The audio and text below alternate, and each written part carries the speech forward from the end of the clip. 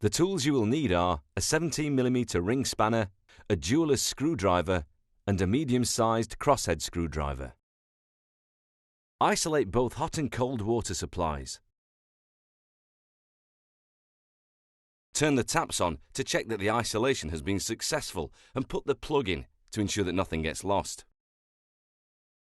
Remove the cap on the top of the handle using the jeweler's screwdriver and undo the screw using the crosshead screwdriver. Pull the handle to remove it. Use the 17mm spanner to undo the ceramic disc valve.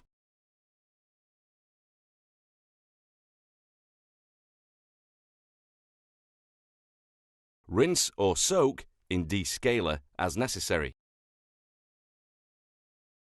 To replace, check the body housing to ensure that no debris is present, flush if necessary. Grease the O-ring and working parts on the valve using a suitable silicone lubricant.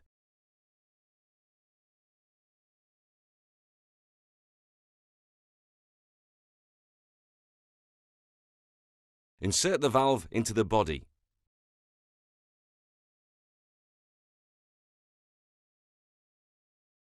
Tighten using the 17mm spanner.